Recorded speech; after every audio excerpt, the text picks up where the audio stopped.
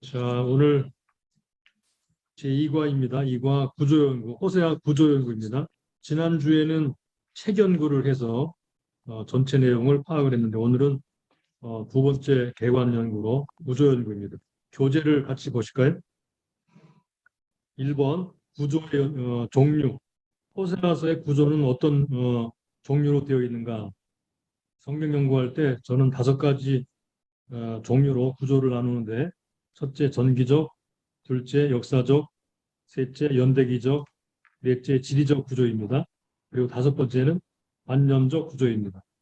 관념적 구조는 사상 개념 중심인데 이 관념적 구조 안에는 예언서, 서신서, 시가서와 같은 것들이 들어있어서 자, 호세아서는 예언서니까 관념적 구조에 들어가죠.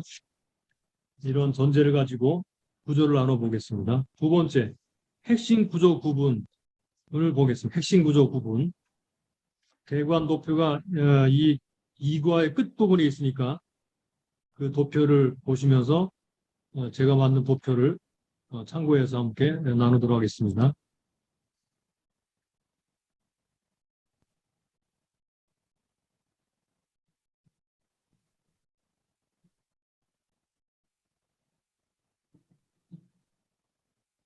자, 보시면 호세아서의 여기 핵심 구조 구분이라고 되어 있죠. 여기 핵심 구조.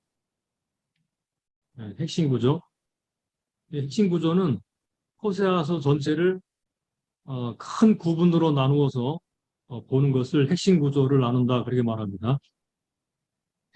호세아서는 크게 두 부분으로 나눠지는데 1장부터 3장까지 그리고 4장부터 마지막 14장까지 이렇게 크게 두 부분으로 나눠집니다. 이렇게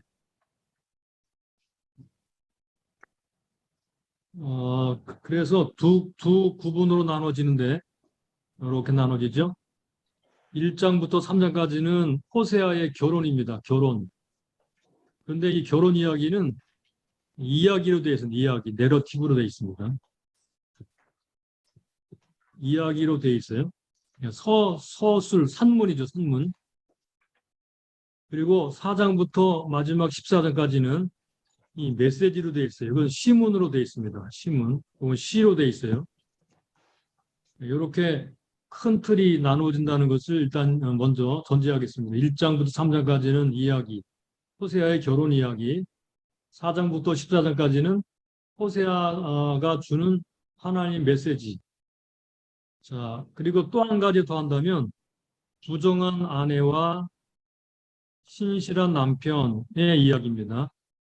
그리고 4장부터 14장까지는 음행하는 백성들과 백성과 신실하신 하나님.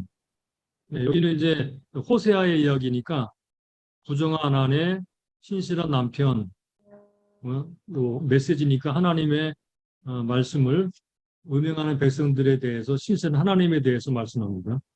자, 이런 큰 틀이 있다는 것을 우리가 먼저 볼 수가 있습니다. 그 다음에 3번으로 가실까요? 3번. 이제부터 호세아서 각 단원의 주제 및 요지를 함께 보도록 하겠습니다. 요거를 이제 하기 전에 먼저 각 장을 먼저 보겠습니다.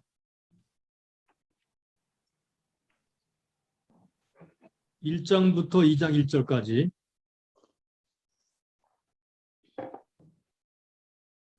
1장 1절부터 2장 1절까지를 여러분 관찰 도표를 좀 같이 보시죠. 관찰 도표.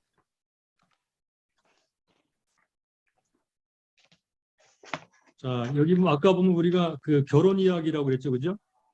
그래서 결혼을 그 음란한 여인과 결혼을 하라고 해서 결혼을 하죠. 그래서 자식을 셋을 낳습니다. 4절을 보시면 여기 여호와께서 호세아에게 이르시되 이름을 이스라엘이라 하라 그랬죠. 조금 후에 내가 이스라엘의 피를 예후의 집에 갚으며 이스라엘 족속의 나라를 폐할 것입니다. 이스라엘이라는 아들을 낳습니다. 그 다음에 두 번째로 딸을 낳죠. 그죠? 이름이 로루하마라는 이름, 로루하마. 고멜이 또 잉태하 딸을 낳음에 여호와께서 호세아에게 이르시되 그 이름을 로루하마라 하라. 내가 다시는 이스라엘 족속을 긍휼히 여겨서 사하지 않을 것이니라. 그리고 또 자식을 또 하나 낳죠. 아들을 또 하나 낳습니다. 9절을 보시면 여호와께서 이르시되 그 이름을 로암미라 하라. 로암미. 로암미는 내 백성이 아니다. 로루하마는 긍휼히 여기지 않는다라는 말이죠. 이스라엘은 이스라엘을 대표적으로 보여주는 그런 상징적 이름이고요.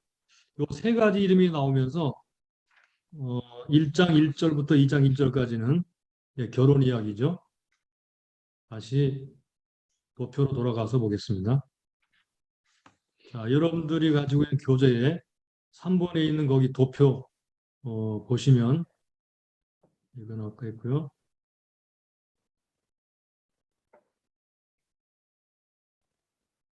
자, 여기 1장 1절부터 2장 1절까지 주제는요. 그래서 불성실한 결혼,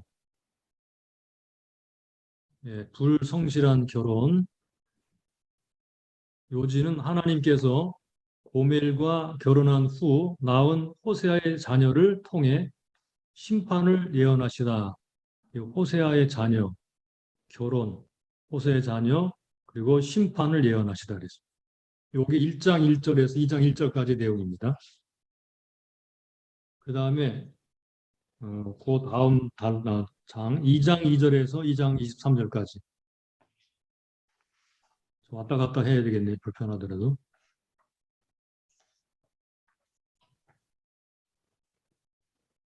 자, 내용을 좀 봐야 되니까 2장 2절에서 23절까지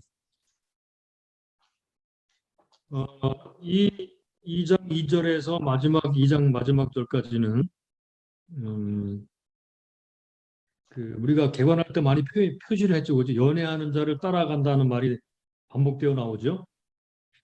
그리고 하나님이 그들의 남편이 된다는 얘기가 나옵니다. 자, 2장 2절을 보실까요? 여기 보게 되면 너희는 어미와 쟁론하고 너희 어미와 쟁론하라. 저는 내 아내가 아니요 저는 내 아내가 아니요 저의 남편이 아니다. 서로 그 얼굴에서 음란을 제하게 하고 그 유방 사이에서 음행을 제하게 하라. 왜냐하면 이제 그 밑에 그들이 하나님이 아닌 다른 자들을 연애하는 자라 이렇게 부르면서 따라가죠. 그런데 이제 16절에 가보면 이런 말이 나옵니다. 16절. 여호와께서 이르시되 그날에 내가 나를 여기 남편이라 일컫고 다시는 바알이라 내 바알을 일컫지 아니하리라 라는 말이 나오죠. 네. 그리고 20절에 보시면요. 진실함으로 내게 여기 장가 들리니 내가 여호와를 알리라. 예, 이렇게 나옵니다. 그러니까 2장의 내용은 징벌을 한 다음에 다시 그들에게 내가 너희들의 남편이 될 것이다 라는 그러한 소망을 주죠. 왔다 갔다 하는 게 좀 불편하네요. 그죠? 자, 여기 보시면 2장 2절부터 23절까지 징벌하십니다. 하나님이 징벌하시고 그리고 다시 그들에게 소망을 주죠. 남편이 될 것이다. 소명을 주죠. 하나님께서 남편인 하나님께 남편인 하나님께 불성실한 이스라엘을 징벌하고 회복시키실 것이다 그랬습니다. 여기 보시면요. 1장 1절로 2장 2장 1절까지는요. 증거, 그 다음에 그들의 죄를 이제 증거하죠. 그리고 나서 그들을 심판하시는 저주의 말씀을 하시고 그리고 다시 축복하십니다. 이런 패턴이 이어져요. 2장에도 똑같이 그들의 죄를 증거하고 심판의 말씀을 선언하고 그리고 또 축복하는데 이 1장과 2장은 패턴이 비슷합니다. 그리고 3장으로 가볼까요? 3장.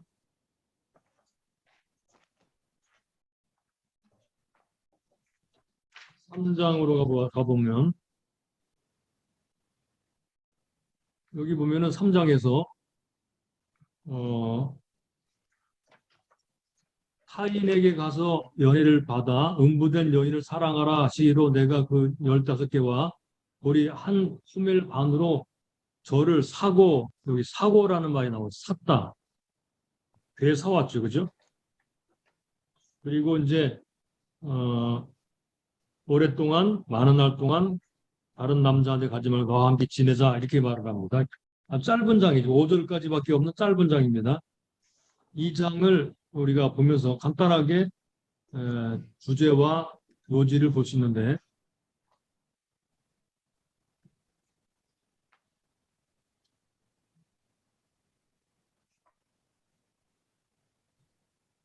아, 3장. 그래서 4장은 희생적인 사랑, 예, 희생적 사랑. 요지는 호세아가 음부된 아내를 사랑하여 값을 주고 사온 것처럼 하나님 이스라엘을 사랑하여 돌아오게 하실 것이다. 사온 것처럼 하나님이 이스라엘 사랑하여 돌아오게 하실 것이다. 이게 이제 3장의 간단한 요지입니다.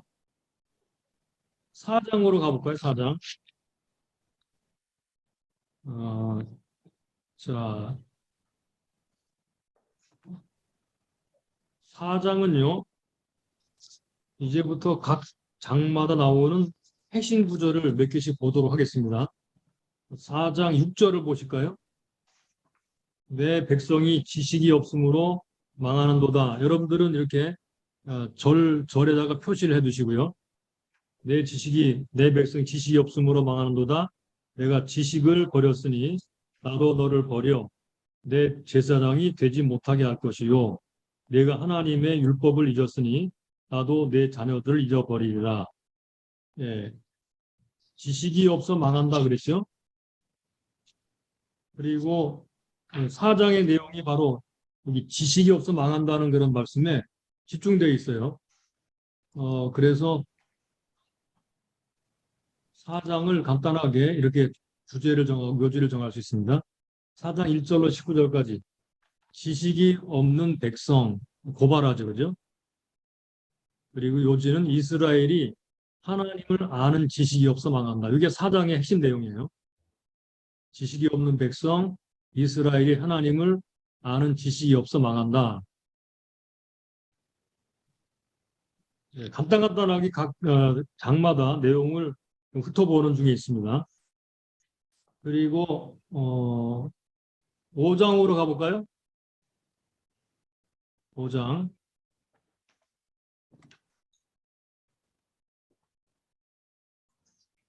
5장은 이제 하나님의 심판을 선언하는 그런 내용인데요.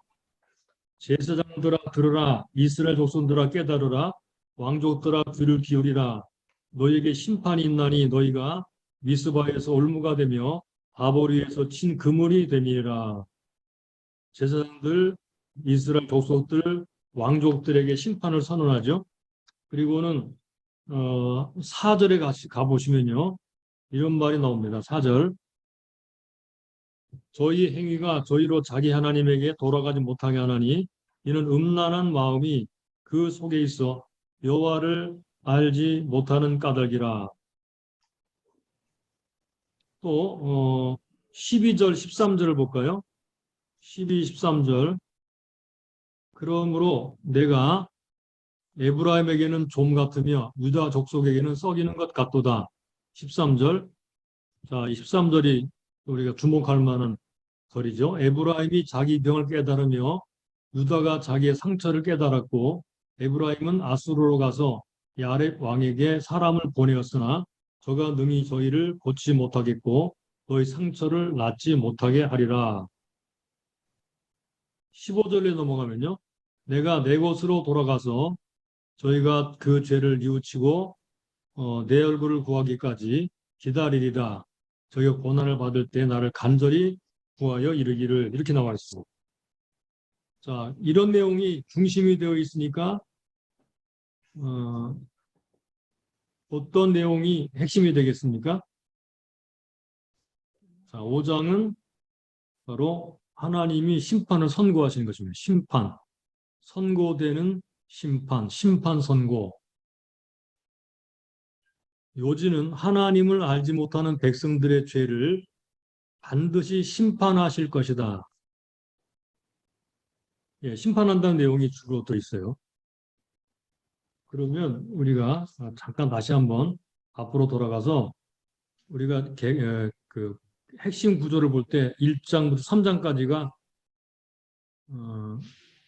한 틀이고 다른 이제 그 4장부터 마지막 장까지가 또 다른 틀이라 그랬어요. 요때 나오는 내용들이 똑같이 1장, 2장은 증거, 죄를 증거하고 심판을 선언하고 축복으로 이 세 가지 주제로 진행이 되거든요. 2장도 마찬가지고요. 3장은 단지 축복만 있습니다. 그들을 다시 사와서 그들을 축복하겠다라는 말이 들어있죠. 그런데 이 4장부터 9장까지는요. 9장까지는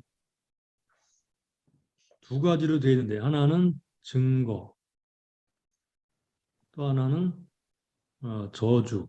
이 저주는 뭐 다른 말로 심판 선고입니다.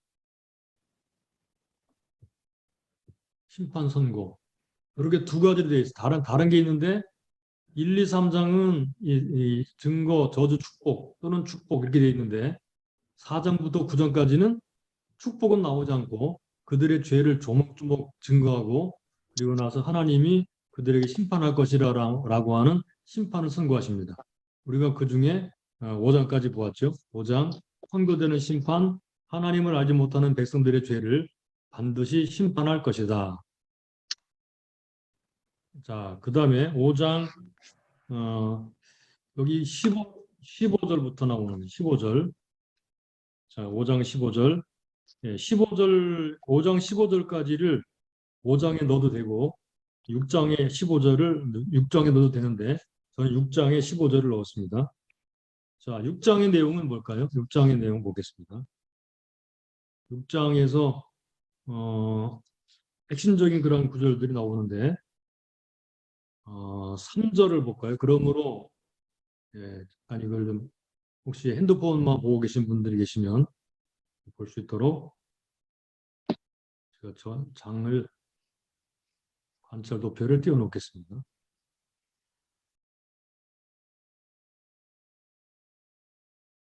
1절부터 읽어보겠습니다. 오라 우리가 여호와께로 돌아가자. 여호와께서 우리를 치셨으나 도로 낫게 하실 것이요 우리를 치셨으나 싸매어 주실 것이니라. 여호와께서 이틀 후에 우리를 살리시며 제3일에 우리를 일으키시리니 우리가 그 앞에서 살리라. 이렇게 되어 있습니다. 다음에 3절 그러므로 3절 우리가 여호와를 알자 힘써 여호와를 알자 그의 나오심은 새벽빛 같이 일정하니 비와 같이 땅을 역시는 늦은 비와 같이 우리에게 임하시리라 하리라. 요게 4절이 여기 중요하죠. 에브라임아 내가 네게 어떻게 하랴 유다야 내가 네게 어떻게 하랴 너의 인애가 아침 구름이나 쉬 없어지는 이슬 같도다. 요 인애는 헤세드라 그랬죠. 그죠?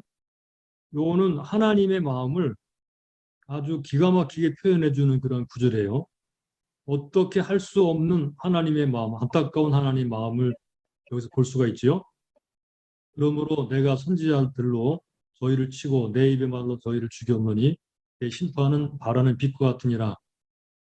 자, 6절에도 하나님 마음이 잘 나타나죠. 나는 인애를 원하고 제사를 원치 아니하며 번제보다 하나님을 아는 것을 원하노라.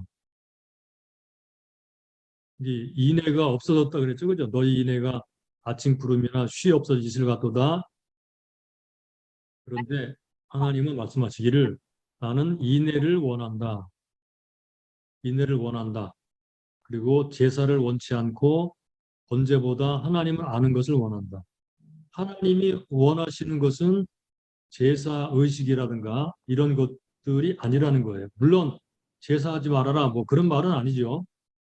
이 제사 안에 인애라든가 하나님을 아는 것이 포함되어 있지 않으면 그 제사는 효과가 없고 하나님이 받지 않으신다 그런 말이죠. 하나님이 원하시는 것은 헤세드입니다. 헤세드. 하나님을 아는 것입니다. 자, 이것이 바로 6장의 핵심 내용입니다. 6장의 핵심 내용. 그럼 다시 도표로 돌아와서 자, 6장 여기 진실되지 않은 회개 인애와 지식이 없죠. 인애와 지식이 없음. 그게 5장 15절, 6장 11절까지 해야 돼요. 인애와 지식이 없음. 하나님은 이스라엘의 회개를 바라셨으나 이스라엘의 회개는 한다고 하지만 여기 인애와 지식이 빠졌다 그랬어요. 인애와 지식이 빠진 회개이다. 인애와 하나님을 아는 지식이 빠진 회개는 하나님이 회개로 여기지 아니하신다는 말씀입니다. 자, 그러면 다시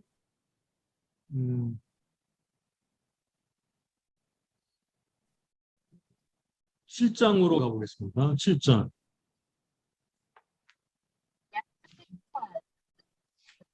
7장에 보시면 그들이 어떤 상태인지를 나타내주는 중요한 비유들이 등장합니다. 자, 4절을 볼까요? 저희는 다 가늠하는 자라 빵 만드는 자에게 여기 달궈진 화덕 같도다 그랬죠. 달궈진 화덕. 뜨겁죠? 저가 반죽을 뭉침으로 발효되기까지 만 불 일으키기를 그칠 뿐이니라. 우리 왕의 날에 방백들이 술의 뜨거움을 인하여 병이 나며 왕은 오만한 자들로 더불어 악수하는도다. 저희가 엎드려 기다릴 때에 그 마음을 화덕같이 예비하니 여기 화덕도 나오죠? 마치 빵 만드는 자가 밤새도록 자고 아침에 불을 피우는 불에 일어나는 것 같도다. 또 7절로 보면요. 저희가 화덕같이 뜨거워져서 자, 화덕 같다 그랬죠. 그죠? 그 재판장들을 삼키며 그러니까 이건 뭐 반역이라든가 뭐 이런 것 폭력 나라를 뒤집어 엎는 걸 말하는 것으로 보여지죠. 그 재판장들을 삼키 왕들을 엎드러지게 하며 그 중에 내게 부르짖는 자가 하나도 없도다 그랬습니다. 그런데 또 하나의 비유가 나옵니다. 여기 보게 되면 에브라임이 열방의 혼자 때 저는 뒤집지 않은 전병이로다. 뒤집지 않은 전병. 예, 한쪽만 타겠죠. 그죠? 그래서 쓸모없게 되죠. 깨닫지 못한다. 그런 말을 하고요. 그 다음에 또 하나의 비유가 또 나오는데 여기 어리석은 비둘기 같이 지혜가 없어서 애굽을 향하여 부르짖으며 아수르로 가는도다. 그러니까 이들이 얼마나 비극적으로 권력 투쟁하고 이방인을 의지하며 지혜가 없어서 하나님이 아닌 다른 것들을 향해서 나가는가 하는 것들을 보여주는 장이 바로 7장입니다. 그래서 7장의 주제를 이렇게 정해 볼 수 있겠죠. 7장의 주제. 거기 하나님께로 돌아오지 않는 회개, 그 내용은 권력 투쟁, 열방과 혼잡했다 그랬어요. 권력과 이방의 세력을 의지하면서 하나님께로 돌아오지 않고 하나님을 거역합니다. 이게 7장의 핵심 내용입니다. 자, 그러면 8장으로 가볼까요?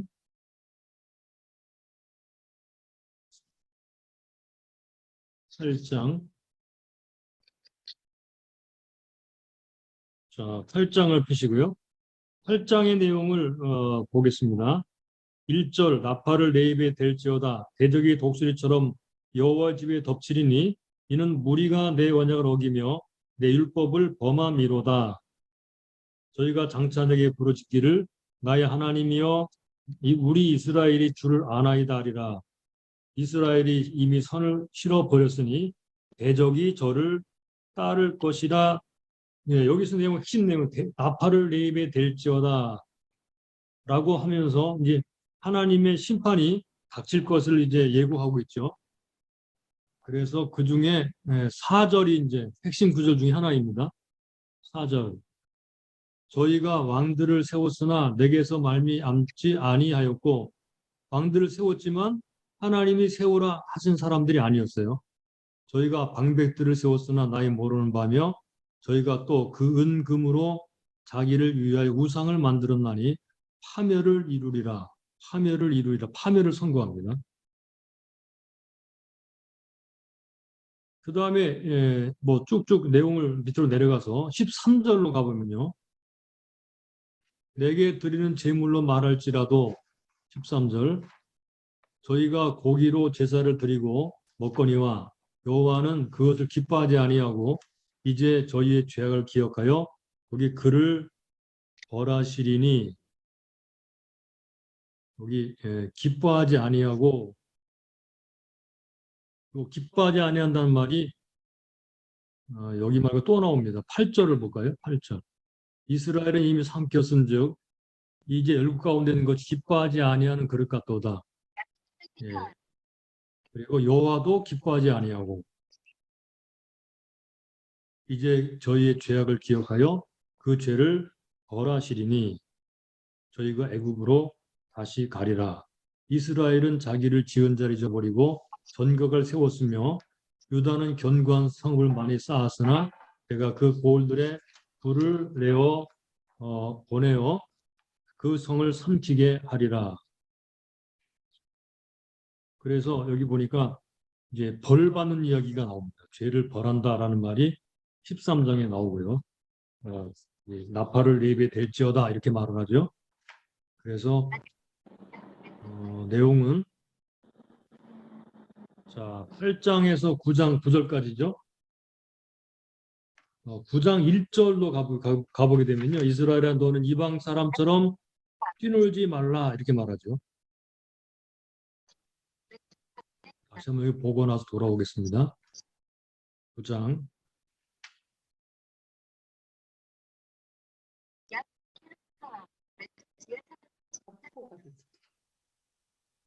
자 9장 1절에 보겠습니다. 여기 기뻐 뛰놀지 말라 그런 말이 나오죠. 기뻐 뛰놀지 말라 4장 4절 여호와 기뻐하시는 바도 되지 못할 것이라. 그리고 9절에 보시면요. 또 이런 말이 나옵니다.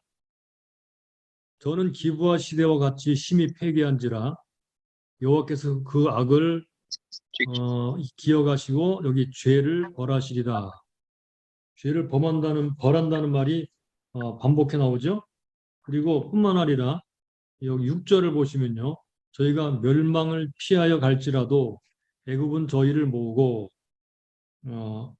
멸망을 피할 수가 없다는 말입니다. 7절 형벌의 날이 이르렀고 보응의 날이 임한 것을 이스라엘이 알지라.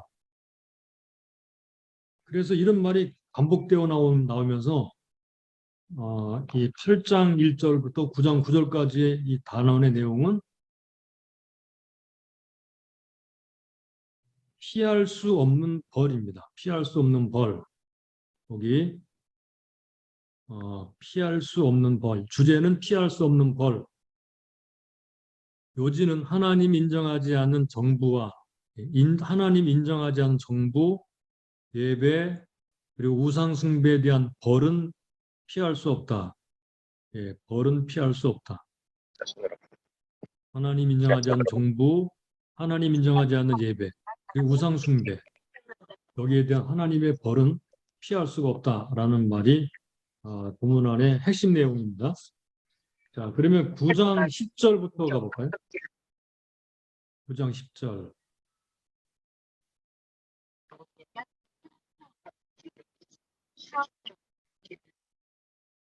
자, 9장 10절.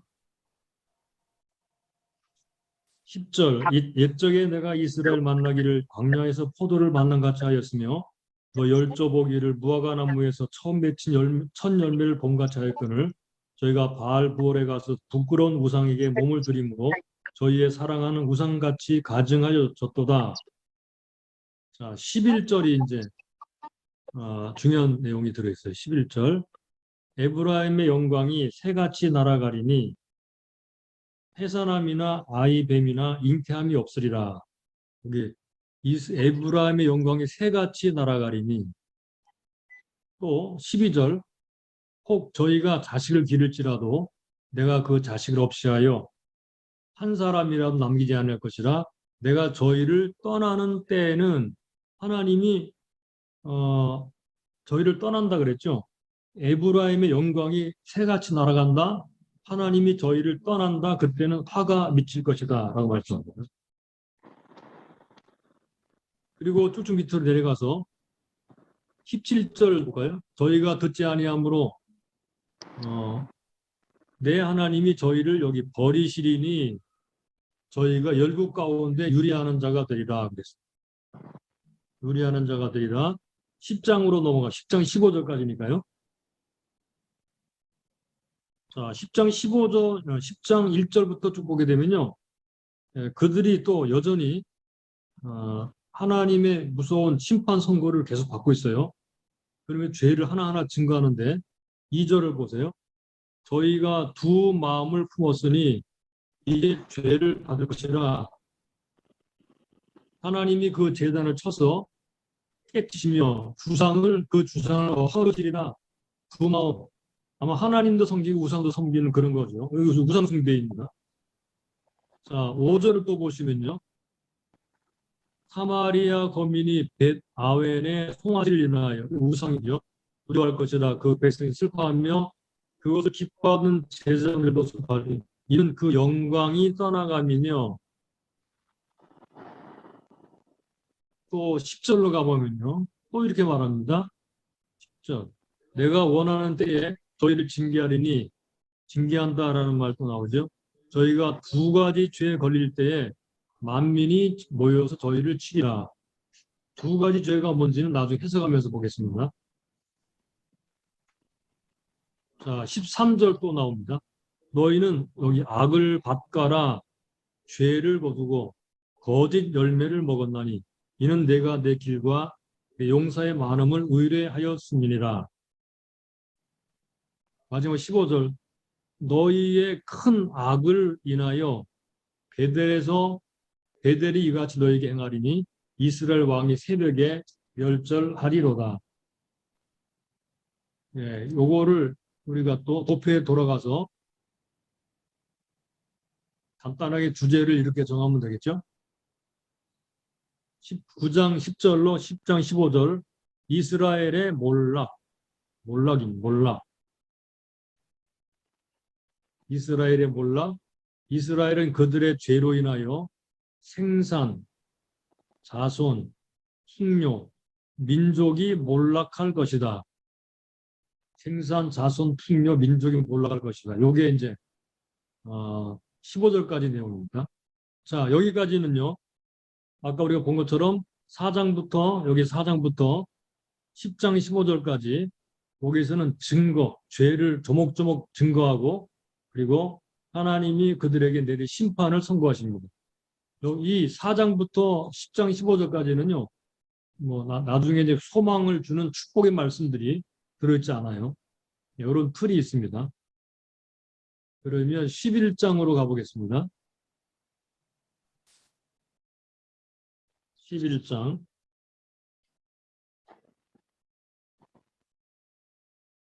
(1절) 이스라엘이 어렸을 때에 내가 사랑하여 내 아들을 애굽에서 불러내었거늘 선지자들이 저희를 부를수록 저희가 점점 멀리하고 바알들에게 제사하며 아론 새긴 우상 앞에서 분향하였느니라. 자, 계속 이렇게 5절 저희가 애굽으로 다시 가지 못하겠거늘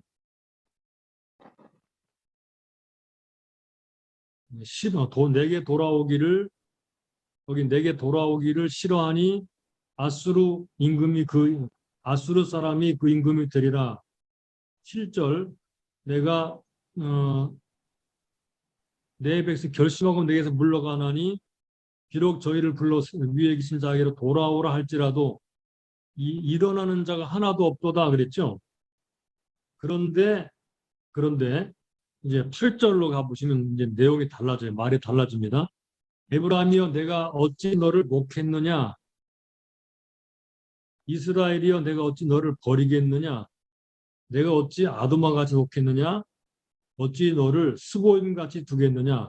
내 마음이 내 속에서 돌아서 나의 긍휼이 온전히 불붙듯 하도다 그랬습니다. 9절 내가 나의 맹렬한 진노를 바라지 아니하며 내가 다시는 에브라임을 멸하지 아니하리니 이는 내가 사람이 아니요 하나님이니이다. 다시는 멸하지 않는다 그랬죠. 멸하지 아니하리니 이는 내가 사람이 아니요 하나님입니다. 나는 내 가운데 거하는 거룩한 자니 진노함으로 내게 임하지 아니하리라. 그러면서 이제 10절 이후에 보게 되면요. 돌아온다는 얘기 나오죠. 저희가 사자처럼 소리를 발하시는 여호와를 좇을 것이라. 여호와께 소리를 발하시면 자손들이 서편에서부터 떨며 오되 저희가 애굽에서부터 새같이 애굽에서 아수르에서 비둘기같이 떨며 오리니 내가 저희로 각 집에 머물게 하리라. 여호와의 말입니다. 에브라임 거짓으로 이스라엘 족속은 게으르 나를 에워쌌고 유다는 하나님 곧 신실하시고 거룩한 자에게 대해 정함이 없도다. 이렇게 12절은 요거는 요 밑에는 이제 다음 장으로 넘어갑니다. 이렇게 나누면 11절까지는요. 내용이 분위기가 확 바뀌죠. 그래서 이제 11장은 하나님의 포기하지 않는 사랑, 포기하지 않는 사랑입니다. 돌아오기를 싫어하는 이스라엘이 하나님의 불붙는 듯한 긍휼과 사랑으로 돌아오게 될 것이다. 이렇게 되죠.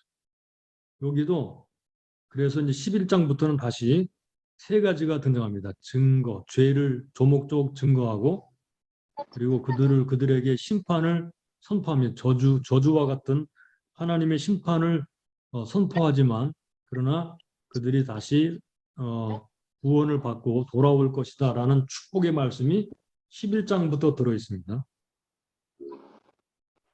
자, 그래서 우리가 11장 12절로 다시 넘어가 보겠습니다. 11장 12절. 12절은 12장에 속하는 걸로 나누는 거에 더 편리하고 좋을 것 같아요. 에브라임은 거짓으로 이스라엘 족속은 계유로 나를 에워쌌고 유다는 하나님과 신실하신 거룩한 자에게 대할 정함이 없도다. 에브라임은 바람을 먹으며 공풍을 따라가서 날마다 거짓과 포악을 더하여 야스루와 계획을 맺고 기름을 애굽에 보내도다. 계속 그러면서 이제 야곱의 이야기가 등장합니다. 야곱이 회개하고 주님께 돌이키는 이야기가 나오면서 6절로 가보시면요. 6절.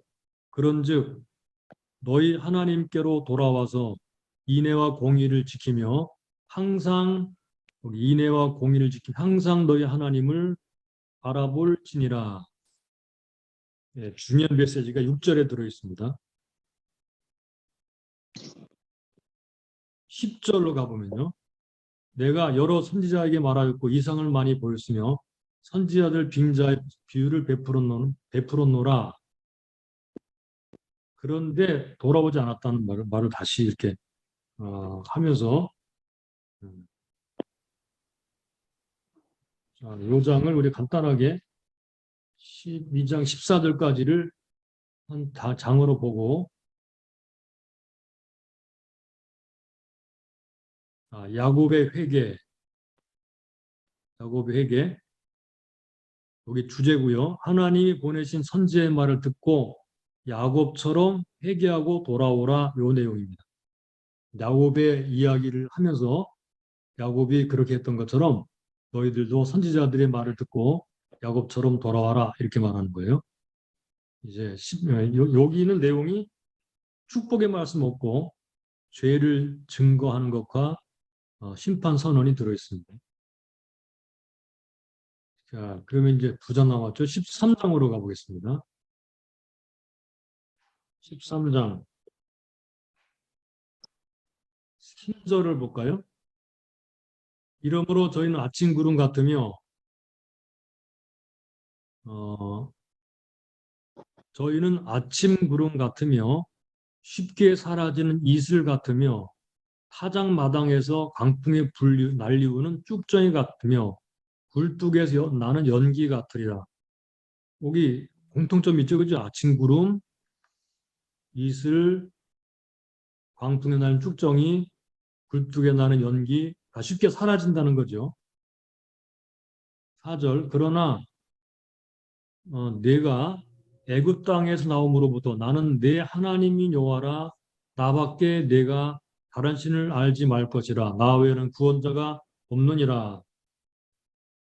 6절로 가봅니다. 저희가 먹이온 대로 배부르며 배부름으로 마음이 교만하여 이런 이나 나를 잊었느니라. 직진 방향입니다. 9절로 가봅니다. 이스라엘아 내가 패망하였나니 이는 너를 도와준 나를 대적함이니라. 그런데 이렇게 하나님 앞에서 이렇게 아침 구름, 이슬을, 쭉정이, 연기 이렇게 하나님 잊어버리고 다른 신 섬기고 하나님 대적하는 그런 사람들에 대해서 14절을 보겠습니다. 내가 저희를 음부의 권세에서 속량하며 사망에서 구속하리니. 여기 유명한 구절이 나오죠. 사망아 내 재앙이 어디 있느냐, 음부야 내 멀매 어디 있느냐, 뉘우침이 내 목전에 숨으리라. 결국은 이제 사망이 멸망을 하고 구원이 올 거라는 것을 말하고 있는 거죠. 자, 마지막 16절. 사마리아 그 하나님 대반하였으므로 형벌을 당하여 칼에 엎드러질 것이요 그 어린아이는 부서뜨려지며 그 아이된 여인은 배가 갈리우리라. 하나님 무서워 심판을 선언하죠. 그래서 이 13장을 보면 세 가지가 두 가지가 등장하는데 하나님을 떠난 결과 구원자이신 하나님을 잊고 떠나 배반하였으므로 결과로 망할 수밖에 없다. 결과적으로 망할 수밖에 없다. 그러면서 이제 우리가 14절에 본 것처럼 그들이 이제 사망에서 구원을 받을 것이다. 라는 말씀을 하시죠. 그러므로 여기도 증거, 저주, 축복. 축복 말씀은 뭐 작은 부분이지만 아주 큰 말씀으로 나타나죠. 마지막 14장 내용은 여러분 잘 아시죠? 14장이 결론이면서 이 안에 중요한 내용들이 다 들어있습니다. 14장은 한번 다 읽어보는 게 좋을 것 같아요. 1절 이스라엘아 여호와께로 돌아오라. 내가 불의함을 인하여 엎드렸느니라. 너는 말씀을 가지고 여호와께 돌아와서 아뢰기를 모든 불의를 제하시고 선한 바를 받으소서. 우리가 입술로 송아지를 대신하여 주께 드리리이다. 입술로 이제 고백하는 거죠. 수송아지만 드리다가 이제는 마음이 하나님께 돌아섰다는 걸 말하는 거죠. 우리가 앗수르를 의지하지 아니하며 앗수르 말을 타지 아니하며 다시는 우리의 손으로 지은 것 우성이죠. 향하여 너희는 우리 신이라 하지 아니하오리니 이는 고아가 주께로 말미암아 긍휼을 얻음이니이다. 내가 저희의 패역을 고치고 즐거이 저희를 사랑하리니 나의 진노가 저에게 떠났음이니라. 내가 이스라엘에게 이슬 같으리니 저희가 백합과 같이 피겠고 레바논 백향목 같이 뿌리가 박힐 것이라. 그 가지는 터지며 그 아름다움은 감람나무와 같고 그 향기는 레바논 백향목 같으리니 그 그늘 아래 거하는 자가 돌아올지라. 돌아온다라는 말이 또 나오죠. 저희는 곡식같이 솟아날 것이며 포도나무같이 꽃이 필 것이며 그 향기는 레바논의 포도주같이 되리라. 에브라임 말이 하신 우상과 무슨 상관이 있으리요? 할지라 내가 저를 돌아보아 대답하기를 나는 푸른 잣나무 같으니 내가 나로 말미암아 열매를 얻으리라. 누가 지혜가 있어 이런 일을 깨달으며 누가 총명이 있어 이런 일을 알겠느냐? 여호와의 도는 정직하니 의인이라 그 도에 행하리라. 그러나 죄인은 그 도에 거쳐 넘어지리라. 예, 이렇게 돼 있어요. 그래서 마지막 장은 이런 내용이죠. 회개를 촉구하고 약속. 오게 될 때 하나님이 어떤 약속을 하신지를 말씀했습니다.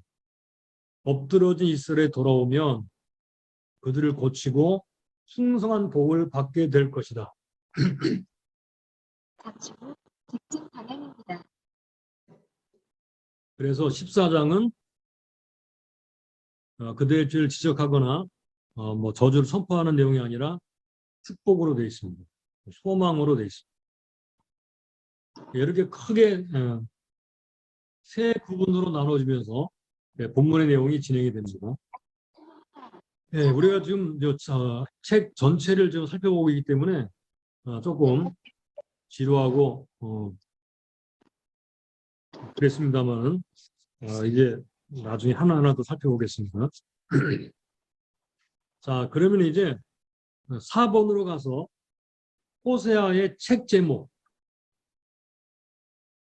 자, 책 제목을 볼까요? 책 제목.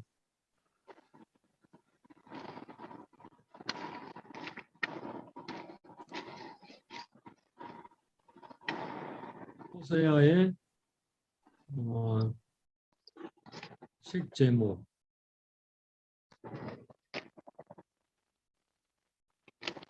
호세아의 개간도표에 보면요, 책 제목을 정하는 그런 부분이 있죠. 여기 책 제목. 책 제목을 하나님의 신실한 사랑 또는 하나님의 거룩한 짝사랑 이렇게 정해보았습니다. 하나님의 신실한 사랑 또는 하나님의 거룩한 짝사랑. 그렇죠. 호세아서에 나오는 이야기를 보게 되면 하나님이 짝사랑하시는 것이죠. 그러나 그 짝사랑이 나중에 그들을 얻습니다. 이스라엘 백성들이 구원을 받게 되죠. 자, 개간도표를 보시면서 이제 각 단원의 제목을 하나하나 정해보도록 하겠습니다. 내용이 이제 충분히 파악이 되지 않았을지도 모르겠는데 짧은 강의 시간에 다 하기는 그렇고 여러분들이 개인적으로 좀 더 읽어보시기 바랍니다. 자, 아까 핵심 단어 보셨죠, 그죠? 핵심 구조. 핵심 구조를 보시면 1장부터 3장까지가 내러티브라 했지, 결혼 이야기. 그리고 4장부터 여기부터 여기까지 호세아의 메시지, 호세아를 통해 주시는 메시지, 시문으로 되어 있다 그랬죠. 시로 되어 있습니다. 그리고 부정한 아내와 신실한 남편 1장부터 3장까지, 4장부터 14장까지는 음행하는 백성들과 신실하신 하나님 이렇게 되어 있습니다. 자, 그러면 이제 각 단원에 제목을 붙여보겠습니다. 여러분들이 개간도표가 있으니까 보시고요. 1장부터 2장 1절 첫 번째 단어는요. 호세아의 결혼과 이스라엘, 결혼을 통해서 아이를 셋을 낳았는데 이스라엘, 그 다음에 로르하마, 그리고 로암미라는 세 아들, 딸을 낳습니다. 그 세 아들, 딸을 통해서 이스라엘이 어떻게 될 것인가를 예언하시죠. 이게 2장 1절까지 내용입니다. 2장 2절부터 23절까지는 아골 골짜기, 심판의 골짜기, 바로 아골 골짜기가 소망의 문이 될 것이다 라는 내용이 나와요. 아골 골짜기와 소망의 문 이렇게 정해보았습니다. 3장 1절에서 5절까지는요. 재결합과 회복. 여기 이제 다시 그 떠나간 고멜, 음란한 여인 고멜을 다시 돈을 주고 사와서 결합을 하게 되죠. 재결합을 한 다음에 회복한다는 이야기가 3장에 들어있어요. 이게 이제 앞부분의 이야기입니다. 이게 내러티브로 되어 있는 이야기입니다. 그리고 4장부터는요. 4장 1절로 19절 지식이 없어 망하는 백성. 여기 지식이 없어. 무슨 지식인가? 하나님을 아는 지식이죠. 하나님을 아는 지식이 없으면 결국은 망합니다. 5장 1절로 14절 선고된 심판. 심판이 선고됩니다. 선고된 심판. 5장 15절로 6장 11절 인애와 지식이 없는 회개. 인애, 헤세드죠. 지식, 하나님을 아는 지식이죠. 헤세드가 없고 하나님을 아는 지식이 없는 회개는 소용이 없다. 이렇게 말씀하십니다. 7장 속이는 활 같은 이스라엘. 속이는 활 같은 이스라엘. 7장의 제목이고요. 8장 1절로 9장 9절까지 제목은 죄를 벌하시리라. 이게 제목이고요. 죄를 벌하시리라. 9장 10절에서 10장 15절 이스라엘의 몰락. 아까 우리가 도표를 보면서 했던 거를 간단하게 다시 제목으로 만들어 보는 거예요. 11장 1절에서 11절 포기하지 않는 사랑. 포기하지 않는 사랑. 그리고 11장 12절에서 12장 14절까지는 야곱이 회개했던 것을 여기서 말씀하고 있죠. 그래서 야곱을 기억하라. 야곱처럼 회개하고 돌아오라 그 말이죠. 13장 1절로 16절 망할 수밖에 없는 나라. 자, 여기 망하는 백성이라는 말을 했는데 여기 망하는 백성, 여기 망할 수밖에 없는 나라 반복되는 부분이죠. 그죠? 왜 망하죠? 하나님을 아는 지식이 없기 때문입니다. 이제 마지막으로 14장 돌아오라. 돌아오면 그들을 이렇게 축복하겠다라는 약속이 담겨 있습니다. 이게 마지막 장의 약속입니다. 그래서 하나님의 신실한 사랑, 하나님의 거룩한 짝사랑이라는 제목으로 붙여보았습니다. 여기 내용 분석이라는 부분을 볼까요? 내용 분석. 내용 분석은 또 다른 측면으로 본문을 본 것인데요. 자, 각 단원의 기본적인 구조 형식의 세 가지 범주, 죄에 대한 증거와 저주로 되어 있어. 이때 증거로 시작하여 저주로 끝나는 형식, 증거와 저주로 끝나는 형식. 아까 우리 보았죠? 증거, 저주, 축복이 혼합되어 있는 형식이 있고 그다음에 축복으로 되어 있는 형식이 있습니다. 이런 범주들이 나타나면서 돌아오라 이런 강력한 호소를 내포하고 있죠. 이게 바로 그렇게 본 것입니다. 1장 마지막 장까지 증거, 저주, 축복 이렇게 되어 있다 나눠. 이건 나중에 이제 대강 도표 나눠드릴 때 한번 참고해 보시기 바랍니다. 그 다음에 구조. 1장부터 3장까지는요. 호세아의 경험을 통한 메시지입니다. 타락, 심판, 구원, 회복 네 가지가 등장하고요. 4장부터 10장 15절까지는요. 첫 번째 메시지인데 역시 타락, 심판, 구원, 회복이 등장합니다. 첫 번째 메시지. 두 번째 메시지는 11장부터 14장까지인데요. 역시 타락, 심판, 구원, 회복이라는 이야기가 진행됩니다. 그리고 큰 틀로 보면 1장부터 3장까지는요. 하나님과 이스라엘의 관계를 상징하는 호세아와 고멜의 결혼 이야기가 등장하고 4장부터 10장 15절까지는 하나님의 심판이 등장하고 11장부터 14장까지 이스라엘 회복이 등장합니다. 큰 틀로 보이는 이래요. 자, 저장 목적 우리가 지난주에도 봤죠. 그죠? 중요한 저장 목적은 하나님과 이스라엘의 언약 관계의 회복입니다. 언약 관계 회복. 이것을 회복을 이루시는 분은 하나님 자신이십니다. 책의 신학을 우리가 지난주에 보았죠. 다시 복습하겠습니다.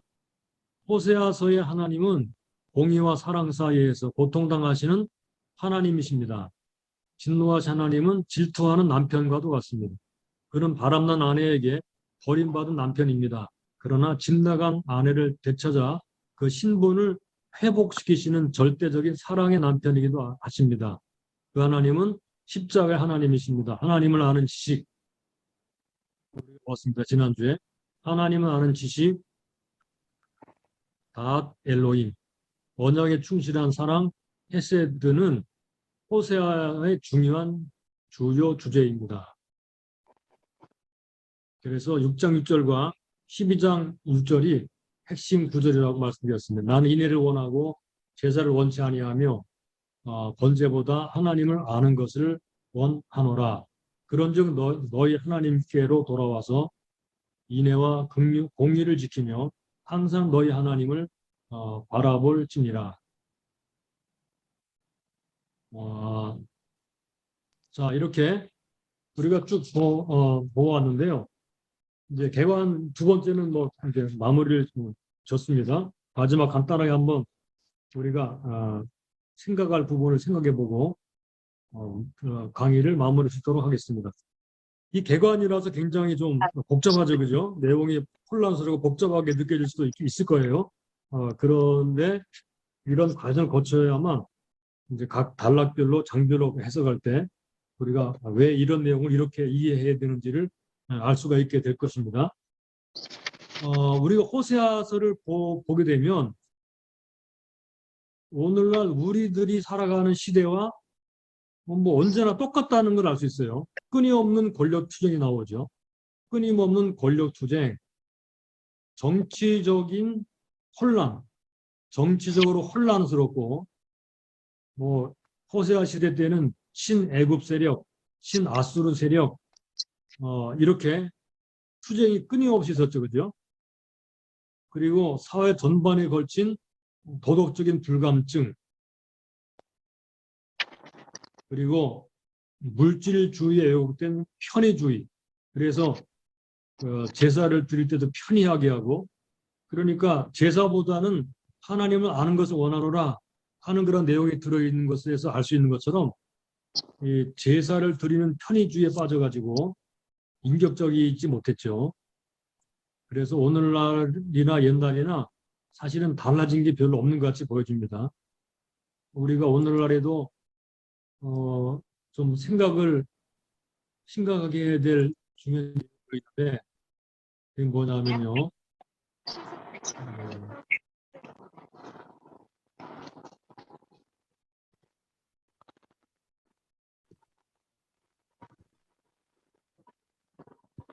기독교, 교회의 종교화입니다. 종교화.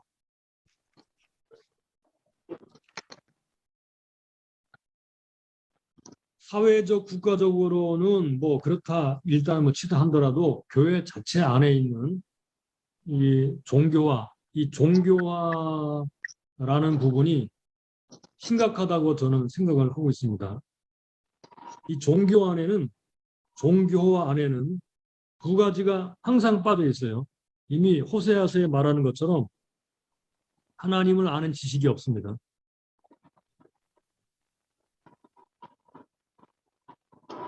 하나님을 아는 지식이 결여되어 있습니다. 그러다 보니까 하나님과의 인격적 관계가 없습니다. 인격적 관계가 없습니다. 이 종교화의 특징 중에 대표적인 것입니다.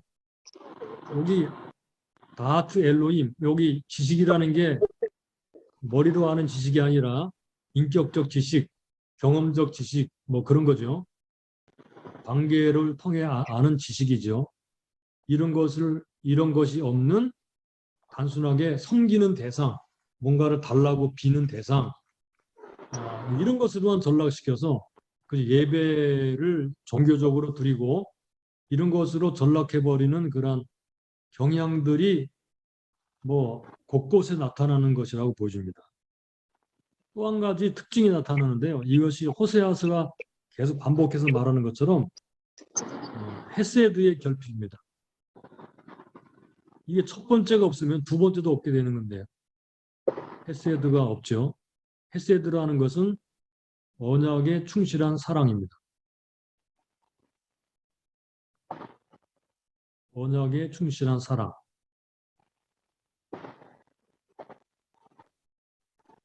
이 언약에 충실한 사랑이 없어서 이 하나님과 이 하나님에 대한 헤세드도 없고 사람에 대한 헤세드도 없습니다.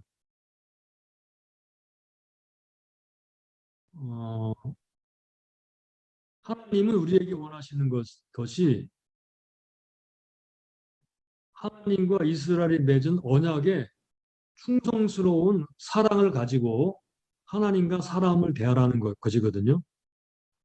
그러니까 언제나 우리가 뭐 봉사, 뭐 다른 사람을 사랑하, 이웃 사랑, 하나님 사랑 할 때 단순하게 이 감정적인 그런 것만 들어있는 것이 아니라 여기는 하나님에 대한 순종, 약속에 대해서 신실하고 충성하는 거죠. 이런 것들이 다 포함된 사랑이에요. 이런 것들이 빠져 있어서 종교화돼 버리는 교회. 오늘날 그런 교회에 하나님이 이 호세아를 통해서 경고하시고 책망하시고 또 다시 돌이키라고 계속 말씀하신다고 믿어집니다. 우리는 이제 마지막으로 우리는 어떤 존재인가 이런 것들을 제대로 해나가면 어떤 존재가 되는가 하나님의 거룩한 신부가 되는 거죠. 예수 그리스도가 신랑이 되시고 이게 아주 놀라운 비유입니다. 하나님의 거룩한 신부. 신부는 하나님을 아는 지식을 가진 사람이고 언약에 충실한 사랑을 가진 하나님의 거룩한 신부. 오늘 우리가 호세아를 공부해서 이런 신부가 되기를 바랍니다. 지금까지 2주에 걸쳐서 전체를 그냥 훑어보느라고 좀 혼란스러웠지만 다음 주부터는 한 장씩, 한 단락씩 살펴보면서 구체적으로 말씀을 나누도록 하겠습니다.